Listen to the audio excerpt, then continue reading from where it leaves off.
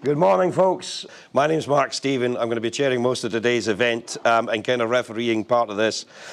The speakers we have coming up are Jai Aenugu, founder of TechForce, Holly Grace Williams, you can stand at the platform just now, cybersecurity researcher and consultant, Martin Ogden, head of IT and corporate systems, for which Martin's there, and Margaret Ramage IT Manager for Gordon Mcphail. You'd be as well just sitting down just now, folks, so you can be clearly identified.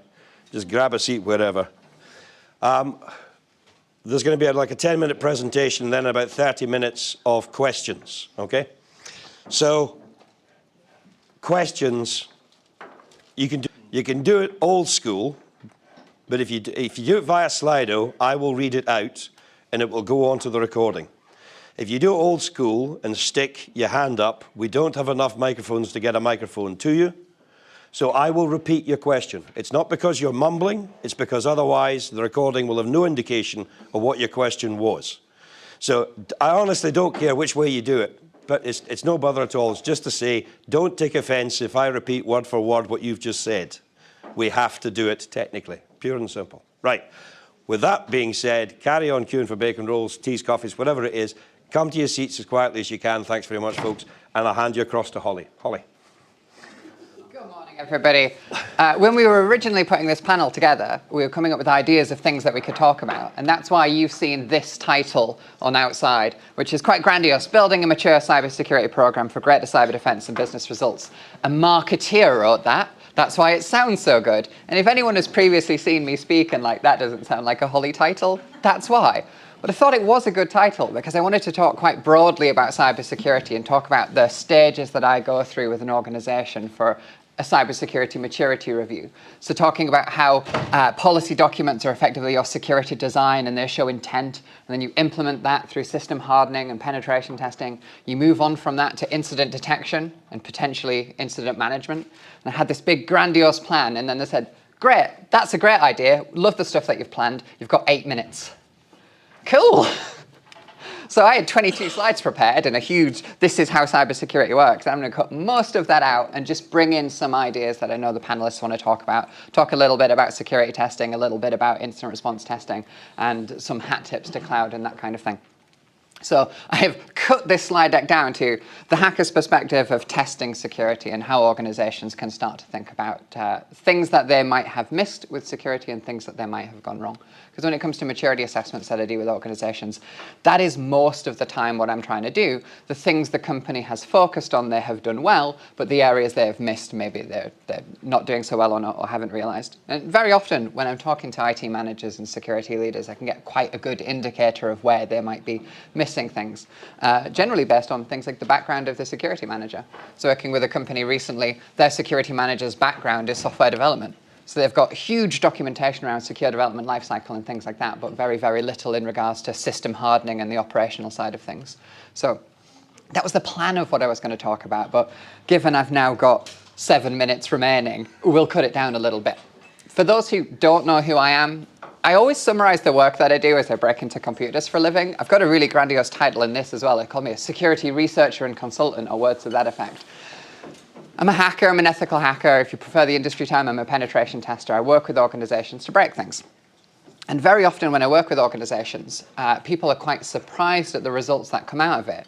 Because very often I'm able to do things in a way that they don't expect. And sometimes, again, this comes from just my experience working with organizations. So for example, if a company tells me, oh, we do vulnerability management here, we have a vulnerability scanner, we've got Nessus, something like that, that will tailor the approach that I take to that organization because I know something about their approach. So I maybe know something about things that they haven't checked very well.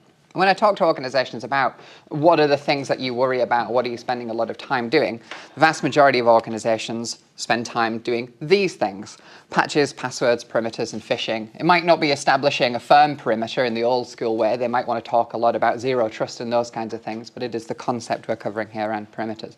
And generally speaking, these are the things that organizations are doing well. We're seeing huge increases in uptake for things like MFA, not internally to organizations, sadly, generally just on the perimeter and cloud services, Office 365 accounts having MFA and those kinds of things. But generally speaking, organizations are investing a huge amount into these areas, keeping things up to date, choosing good passwords, or educating their staff on how to choose good passwords. And then I go into an organization and I do a security assessment. Do different kinds of security assessments that I'll talk about in a second, but one of them that we do is, pretend you're a guest visitor or contractor, come into the organization, plug a network cable into the network and see what you can get to. And very often, I get to dumb stuff like this, which, if you can't see it from the back of the room, is a Windows file share that says HR employee records /ID, and it's driving license, passport, passport copy, new passport.bmp, a whole bunch of files. And there's a whole bunch of stuff like this, which is just somebody's birth certificate. And very often, a lot of this stuff comes down to HR have got an open network share where they're just putting all of this stuff, and I don't actually have to do a lot of hacking aside from plug a device into the network, connect and find that share. We're doing fancy things, like a lot of this actual work these days, to find this data as quickly as we can. We're using machine learning for this now. That could be fancy things like building a machine learning engine that can know what a passport looks like, and then it can quickly scan through files looking for files that look similar to passports. Or in this particular case, bottom right of the birth certificate, you'll see the phrase superintendent registrar, an English phrase that we don't use very commonly. So we can use simple things like optical character recognition to scan PDFs, and if you ever see the phrase superintendent registrar, it is probably a birth certificate. So connect to a network, say, hey, I'm telling my computer through automation, connect to every open network share and look through every file for the phrase superintendent registrar, and then suddenly we get a whole bunch of open file shares spit out. This is a surprisingly common thing to come across. And when I mentioned earlier, I specifically look for things that I think organizations might have missed. It's this kind of thing. If they're updating systems, if they're worrying about patching, if they're running things like Nessus and other vulnerability scanners, they don't necessarily show weaknesses like open network shares. In fact, I rarely see any company that has tooling that can show them all of their network shares and the permission model applied to each one. So it's a thing to think about. So one of the things that I always work with companies through is system hardening, which is going through the specific configuration of each of your devices and looking a little bit further than, is it patched and does it have a good password set? Looking at things like Windows Services configuration and those kinds of things. Not necessarily things your IT team have done, but just looking at how is this system configured. There's a wonderful weakness with multicast name resolution, for example. I won't go into the details here because, dear Lord, I've got 3 minutes. But it's a favorite vulnerability of mine, and it exists by default. It's what I would call a security misconfiguration. It's a protocol that you do not use that is enabled by default on Windows machines. And it generally doesn't help if you've just kept the device up to date and you have just set a good password, because it's a weakness in the configuration. So when it comes to testing the security of organizations, I mentioned that there's several different ways we can approach this. So I just wanted to mention a few of those, and then we can build on them in the panel. And for types of security testing, there's some very basic things that organizations can do internally, and hopefully everybody is doing, and that would be vulnerability scanning. So that would be having a software tool that scans network devices for weaknesses. So this could be things like scanning all of your devices to ensure that software updates are applied. Software updates should be applied because you should have some automation there, but it's a good way to validate that that automation is working. You might say, we don't need to worry about software updates because we have WSUS or some other software solution. Great. Is it working? Are those things being applied? And very often we find devices that are missing those things. The most common thing that I find through vulnerability scanning is where a Microsoft update has been applied, but the update requires a registry key to enforce the change, and the registry key isn't set. So somebody's applying the updates, but not making sure that they're actually applying. There's a fair few of those over the years where a registry key is required to change that configuration. So there's basic scanning. We get a piece of software, we give it a scope, it looks out there, it looks for weaknesses in configuration, it looks for missing patches, those kinds of things. And then I generally try and chain together low-risk vulnerabilities. So if you're using Nessus or a tool like that, not particularly bullying Nessus, it's just popular, I will look for weaknesses that I know that exist that Nessus doesn't flag very well. So for example, I mentioned that multicast name resolution vulnerability earlier. Nessus detects the presence of LLMNR, but it doesn't flag it as a critical or a high or anything like that, but I will leverage it on pen tests to great effect. It also flags something called SMB signing being disabled, another default Windows, what I would call security misconfiguration. It flags it as a medium, but how many companies out there start at the highs and work their way down to the mediums and then run out of time? So I've got something that is an informational that I am chaining together with a medium risk vulnerability, and I'm probably going to compromise machines with it. So it's that kind of thing. So vulnerability scanning is great, but you have to have a little bit of knowledge about how scanners grade vulnerabilities. And generally the big weakness there, if you've not looked into it, is they grade vulnerabilities individually. So look at each vulnerability as if it is the only vulnerability on the system. Of course, as a professional, I'm trying to find where I can chain those vulnerabilities together. This weakness and this weakness together is a higher risk. So scanning is one thing that you can do yourselves. Companies can assist you with it if you've never done it before or train you on the use of scanners and things. But generally, the goal would be you run those yourself. And then I would come in and I would do penetration testing. And what penetration testing is, there's a variety of things, but generally speaking, it's a human-led, scope-restricted, time-limited security assessment of a specific system. So basically, a company will come in and say, hey, plug into our network, try and hack things, see how far you get. Or alternatively, it might be something like, we've just released a new version of our website, or ideally, but rarely, we're about to release a new version of our website, and before we go live, please do a security test. It's that kind of work that I do. And very often, this can be, well, most commonly, organizations literally give us a scope like that, just plug in and see where you can get to. It is better to do an objective-led assessment where there is some goal that you are trying to get me to demonstrate. It's surprisingly rare for organizations to actually say, these are the things we worry about. Can you demonstrate if those things are possible? So within oil and gas, for example, relevant for this area, an organization might be worried about a ransomware attack or something because it can disrupt operations very strongly. Or there might be something like a political attacker who is just looking to deface your website, and that, of course, could cause significant brand damage. Oil and gas may be potentially targeted politically. But my actions as a pen test, my actions during a security assessment to demonstrate the difference between ransomware and a politically motivated website defacement are going to be very, very different. So what you're worried about, you should engage with the tester and find that out. And very often when we find weaknesses in these things, it's going to come down to, like I say, could be patches, passwords, and perimeters, those kinds of things, or it's going to be things like security misconfigurations on the device. I mentioned that SMB signing weakness that Nessus picks up as a medium. If you go on Microsoft's own documentation about that, which is this page here, you'll see that they explicitly state best practice, you should set these things to enable. This is the protection that enables, that enforces SMB signing. I very, very rarely set this, but Microsoft doesn't, very, very rarely see it set, but Microsoft doesn't like beat around the bush there. They find this setting and set it to enable. That's pretty blunt guidance. We rarely see it set. And when we do advise companies to set it, very often what happens is you go into group policy, you find that setting, you set it to enabled, and Microsoft goes, oh, that might break things.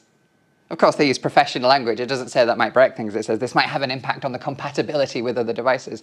And very often, organizations stop there and go, oh, that sounds scary, and they don't continue any further, and the weakness remains open. So that could be driven through a pen test. We come in, we exploit this, we show them, or it could be driven through a vulnerability scanner picking this up, but very often it gets left open. If you actually read the technical documentation, it tells you that your devices will no longer be compatible with SP2 of Windows 98 and Windows NT4. It's probably fine, right? I mean, maybe there's a couple of people in the room who are still running NT4, which terrifies me, but generally speaking, it would probably be fine. So a better thing to do, like I say, when it comes to testing your organization, is to do an objective-led assessment where you get a pen tester in and you tell the pen tester, you tell the security tester what it is that you're worried about, and then we can go through these kinds of stages with you and talk through, like, if you're worried about ransomware, I'll try and demonstrate ransomware, and then we'll talk through that process. If you're worried about website defacement, I can talk through that website defacement. And then at the end of the assessment, we can sit down together and we can say, hey, I have accessed some things. Can you tell me as a security team what I'm able to access? How far did I get? Because, of course, there's two sides to security testing, isn't there? There's our ability to hack into things, and then there's your ability to respond to that. People might know this part as purple team engagements and that kind of thing. We'd not worry about the technical specifics here, but that's the kind of thing that I recommend organizations do. I've completely run out of time here, so I'll close out now with, you should apply this kind of testing to every area of the organization. So I've spoken here specifically about like networks and web applications, but you should also do this kind of thing with things like your incident response plan. Sit down and walk through an actual incident and say, okay, if a website defacement happened to us, we come in on Monday morning and the website's been defaced, what do we do next? And you should apply that kind of testing throughout the organization. And I'll shut up because I'm over time. Don't ask me any questions now. We're about to have a panel. Ask the panel, and then you can get more. You can get broader opinions on the matter. Okay, right. Thank you very much for that. Any questions? Don't forget you've got Slido. Okay, if you want to use Slido, and be aware of the fact, you may well be aware, you might well be able to scan that and get it to work. It doesn't necessarily mean I'll be able to read it from my end, but I can try. Take it from that. Just while you are doing that, I do have one question, and I'm going to put it to you, Holly. You talked about objective-led assessments. You said that's quite unusual. Yes. would a company necessarily know what they have to worry about? So, oh man, that's a wonderfully worded question, isn't it?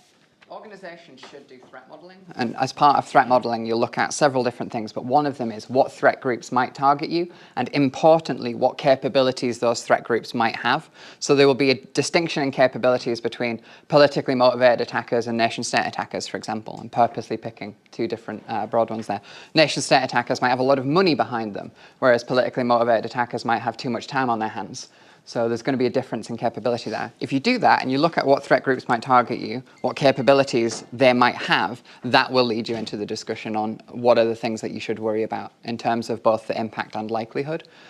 So the answer to the question is yes, they should.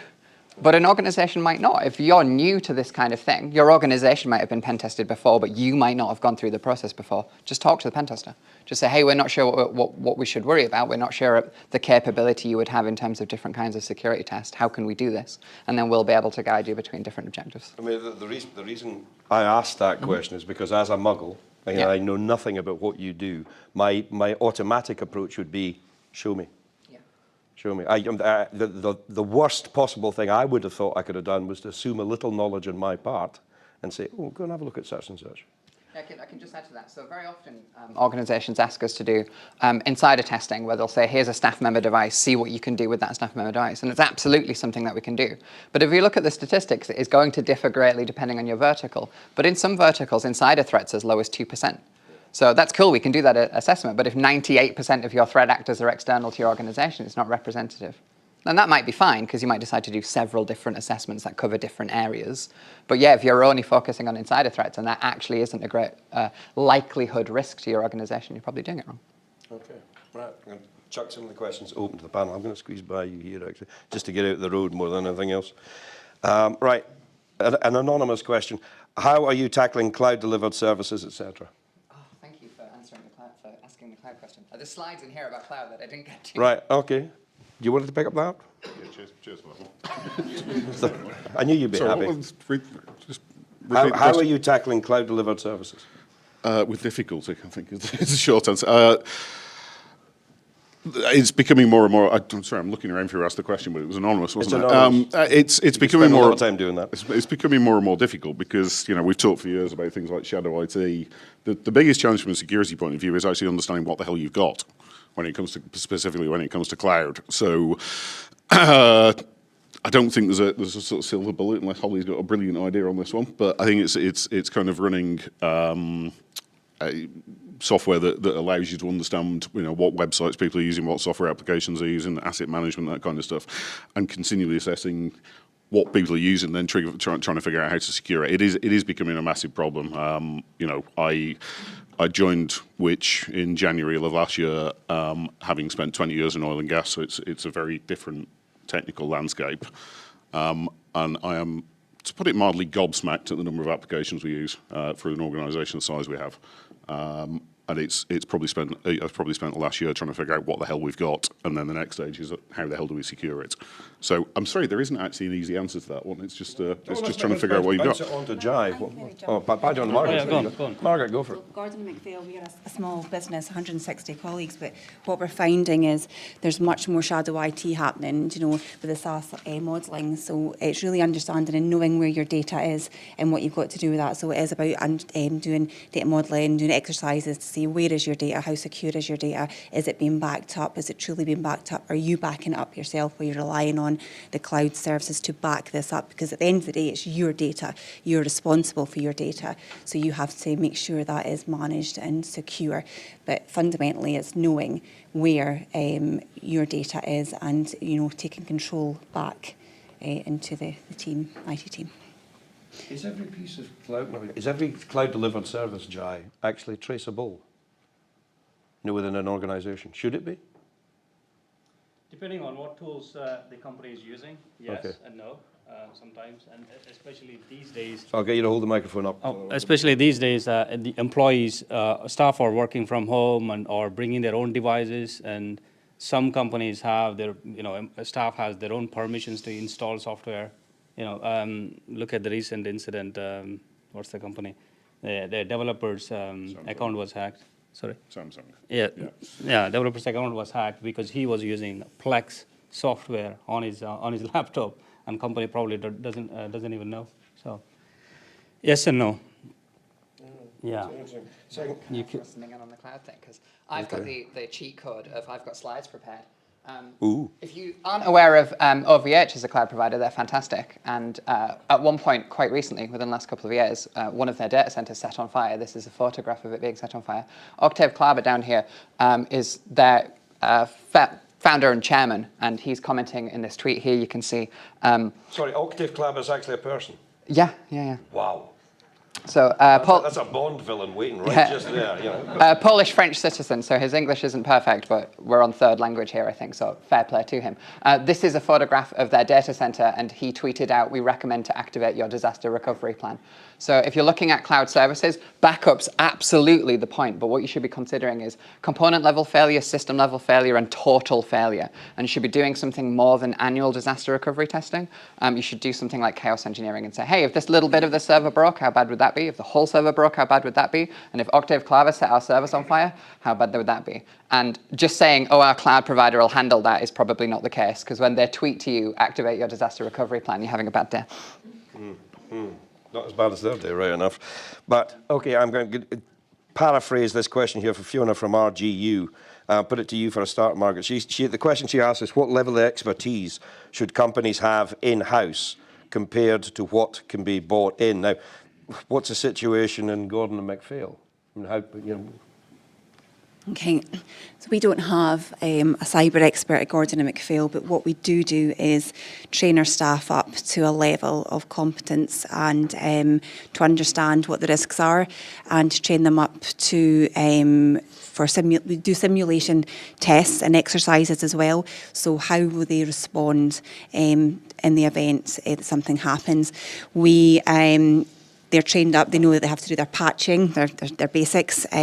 Training, we train all staff regular with fish tests, so we're constantly doing this as well. But what we do is we appreciate that we're not experts, and we do reach out. So there's a number of companies out there. We're members of Cyber Fraud Centre now. There's other companies, plenty of companies out there that will offer support and services, help you understand where your vulnerabilities are, and work with you, recommend solutions. We appreciate that we're not experts, so the board, getting them on your side as well helps. Appreciating where your weaknesses are, what keeps you up at night. That was always the question I was asked, and it was the not knowing. So we have actually purchased in some software recently as well, like some Darktrace. We've taken in Darktrace, which is AI detection and response. Again, doing simulations and seeing if this actually works, if it kicks in, if it stops, if it blocks accounts, and it really is working. So it's helping as well. So for a small business, you do not need to have internal expertise. There's plenty of resources, people, consultants, and software out there that can support you. question? Yeah, a mentor that's right there. So how do you see other companies dealing with that without spending an absolute fortune on outsourcing? Okay, again, for the reason I specified earlier, George, forgive me, that was George Law from Spirit Energy, basically asking you, how do you get your in-house teams to actually prioritise the right thing? Holly, do you want to take that for a start? It's a very difficult question, because I think you knew what one of the answers might be. It's just like spend more money and outsource the capability to an external SOC. But one of the things to consider is, if you're getting alert fatigue, there are maybe too many alerts, and it might be the fact that you need to tune that. So that's one of the benefits of something like a Purple Team engagement that I mentioned earlier. Those can be quite short, objective-led assessment, where we're trying to hack into an organization and then see how well those alerts are firing. Because, for example, there's a great distinction between an indicator of an attack and an indicator of a compromise. And if your alerting is on every indicator of attack, every time an attacker does a port scan, you're going to have alerts continuously. So it's maybe tuning that to move a little bit towards working out how successful has the attacker been. Has the system been compromised, or is it just an attack? For example, just if you've never looked at that difference between IOCs and IOAs before, it's not actually a problem that a brute force attack is taking place. It is a problem if the brute force attack is successful, and it's tuning towards that. So it's hard, but hopefully cheaper. We went through a couple of iterations with Yeah. me to bring it down, but it's still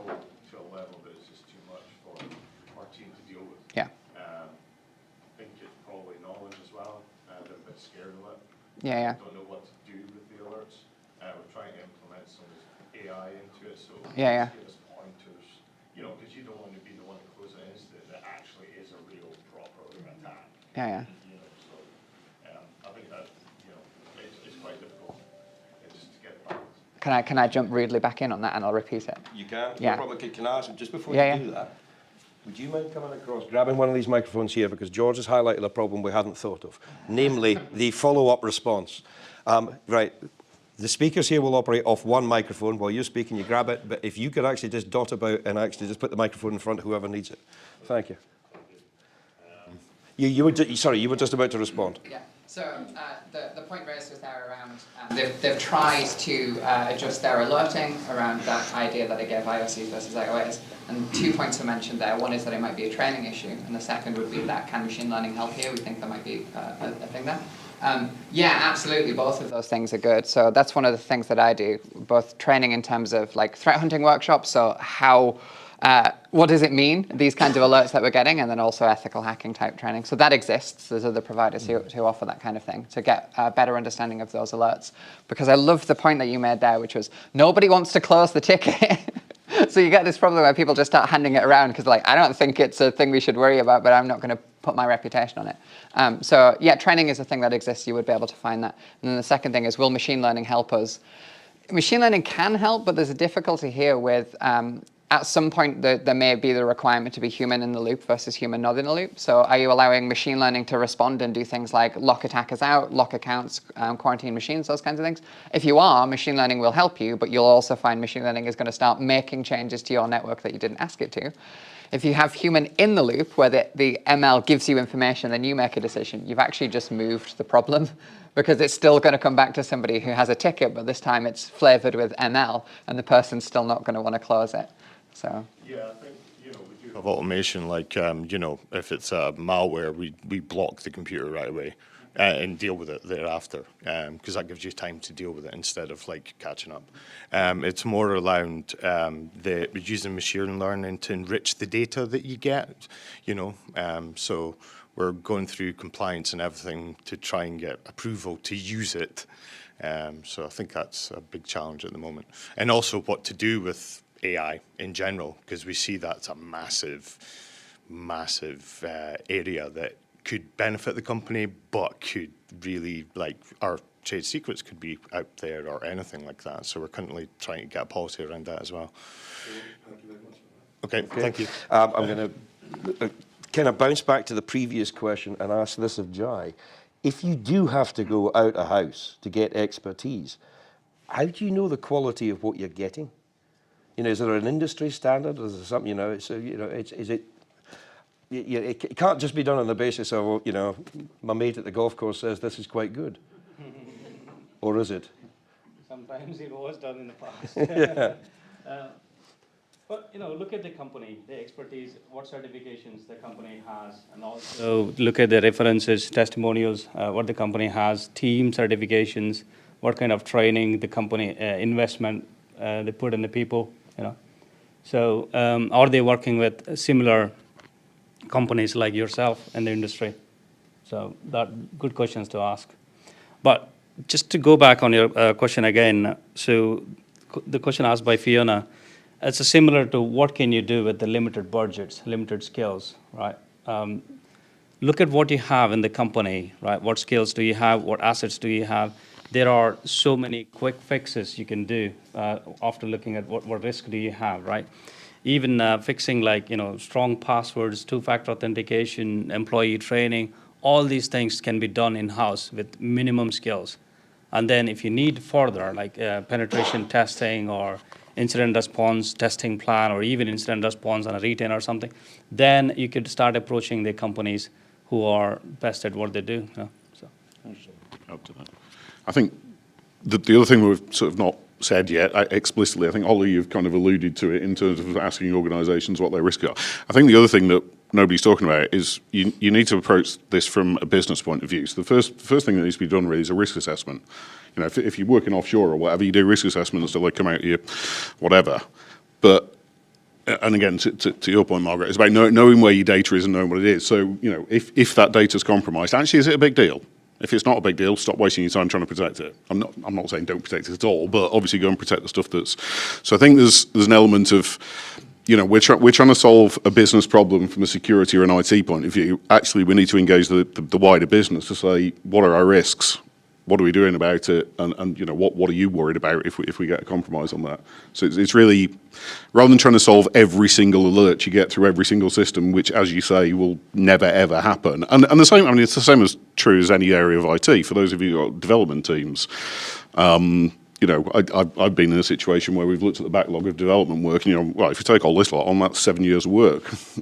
So either, we go and get more resources, or we can't possibly deliver all this, so what do we cross off the list? And I think the same is true, it's a pragmatic approach to security. Okay. Any other questions for the floor? Gentleman there. Thank you. Just wait till the microphone comes to you, sir. Quick question here. Obviously, you can control various things locally, laptops, servers, PCs, etc. But when you have remote devices like phones and you don't have a phone policy, it's not in your control. Tablets, not in your control. MFA that is used by those remote devices. How much high risk is that at the moment in the industry that you're seeing attacks done remotely, not by just your PC and your local person, because you can come into the office and try and go for your guest profile, but we don't have control of these in some cases, and we don't have, there's no software we can put on it to actually control it. What's the risk of these devices at the moment with current companies being attacked by remote devices of this type? Who wants to take it? Well, the first question I was supposed to, why haven't you got control of it? Good try. I've got a business manager that doesn't let us have control. He's basically going forward and saying that we're not going to have a policy of buying or controlling those mobiles. We're going to put a policy out that the individual buys them themselves. So we can't control that. So you can, technically you can, because you could have an MDM solution or an application solution that manages the business applications and leaves the personal applications alone. I go back. We're not allowed to touch it. We're not allowed to put someone. We've asked you just to buy that phone. The reason I picked it up is because I remember having this debate probably about 7 or 8 years ago, and I'm now having it again. And to be perfectly honest, my attitude to this is that the reason you want to have business applications on your personal device is because that suits you and it's convenient to you. The flip side to that is you've got my corporate data on it, so if you want that convenience, I want the ability to control that data. Or not control that data, the ability to wipe that data or make sure you're not doing anything wrong with that data. So there's a kind of, I know people get emotional about it because it's their own personal device, but you're kind of like, yeah, but the reason you want to do this is because it's for your inconvenience. So either you accept that there's some controls around what you have around that, or you don't have that convenience. Could I bounce that back to you, Dave? What would you do? Well, at the moment, I would try and convince my VP to actually go around and so we could have control of those devices if they're company devices, and you're asking them to do company work on them. This is where I'm getting slightly confused. Why the hell's the company not buying people separate phones and saying, there you go? Unfortunately, I'm going to sessions like this, taking back the feedback like this, to try and convince my VP of operations that he needs to do these sort of things. Because unfortunately, he pays the bucks. We give him the advice, but he actually makes the changes and he actually signs at the bottom. So my senior IT manager and I have actually put in some quite a lengthy email to him and information around all the problems, but now we actually have software that can control it, and we can actually remotely destroy that phone now or wipe it clean. So otherwise, well, it's not kind of MI5 sort of thing, and it blows up in 5 minutes sort of thing, but what we want to try and do then is put a policy in that if you do use your mobile phone for work reasons, we would have the right to put on an app or something that would help with the security. So I think that's kind of like a halfway house, was what I think what you're indicating there is that even though it's their personal phone, they've paid the money for it, it's theirs, but if you're using it for business purposes, for convenience, then we must put that app on there. So. Can I just jump something on that? You both avoided the question. You said how likely are these attacks? How common are the attacks? And nobody commented on that. Surprisingly rare. So they do happen, especially at the highest level with up-to-date devices, but the vulnerabilities to remotely exploit things like iPhones are very, very expensive. You do see them, nation states using them against political dissidents and those kinds of things. But attacks are actually surprisingly rare, specifically targeting mobile devices. But there is another risk to worry about that I do think these guys covered, and that's the data control, right? Because if I just like dispose of my mobile device, your corporate data is just like being badly handled, so there's that. But the point on how frequently are modern, up-to-date, new, just-bought mobile devices compromised as part of a broader organizational compromise? Surprisingly rare. Margaret, you wanted to say something? Quick question on that. Yeah. Is there more compromising happening with Apple versus Android? You know, is there... It changes. So there was a funny thing recently. Something to look at if you're interested in that space would be the work that Zerodium does. Zerodium are an exploit broker, so they buy and sell vulnerabilities against systems, but of course they pay a lot of attention to Android versus iOS. And a couple of years ago, it was funny that iOS was the highest paid, so if you had a vulnerability in an iPhone, it worth more money to you as an attacker, and they swapped over. So it changes, it depends. You know, again, data is the key here. Yeah. So I don't know what your industry is or what the kind of data you have got, but if you're really trying to get policy pushed through, it's possibly just introducing the fear at a senior level and really highlighting the impact that that will have, the financial impact. Start, you know, dangling the ICO carrot in front of them, because these fines can be substantial to an organisation. So it really is showing them the impact that can have, putting the fear into them, and then you might find that you know, it might work here in your favour. I get the feeling you've already done that. Yeah. And it has to come from the top. Yeah. It has to, if it comes from IT department, nobody listens. Back in the day, I used to be an IT manager, right? In my past life. So people used to come up to me with their mobile phones. Oh, can I have a company email on this? Yes, absolutely. You can have it, but you need to sign a disclaimer for me. Anytime company deems you misplace your phone or there is something suspicious, we can wipe your whole phone, not just the company email. If you're happy with that, yes, you can have the email. It's that little bit of policy there that would be like the happy medium in between having the full control. Out of curiosity, how many have mobile phone policies here with their company mobile phones at the moment? Hands up. Right. If you don't have to go full on, you can go halfway with BYOD devices. There's controls just for BYOD you can configure. I would incorporate that into BYOD policy that covers iPad, laptops, mobile phones, and everything. You cover everything. Yeah. I think just to close that off, I think the final thing is it goes back to you've pushed it up the food chain. If the CEO or whoever it is that's making the decision deems that as not a big risk, it's not a big risk. I totally get your pain because you see it as a big risk, but you know, it sort of engaging with the wider business. If you've presented the risk to the wider business and the wider business have gone, we accept that risk, then they accept that risk. Obviously. Well, I think that one sweet spot, which you just mentioned there, you sign on the dotted line if you want to use it for business, that we have the right to put an app on there and then remotely do it. That's the midway compromise, I think. So thanks for that. That's good. I bet you would hear some serious heavy-duty squealing if you wipe somebody's phone remotely. That's not going to go down terribly well at all. Look, we started. Well, tell you what. The hell with it. One more question, please. I've taken a slightly different approach to this. Right, with mobile technology, I've decided there's no mobiles exist in our organisation.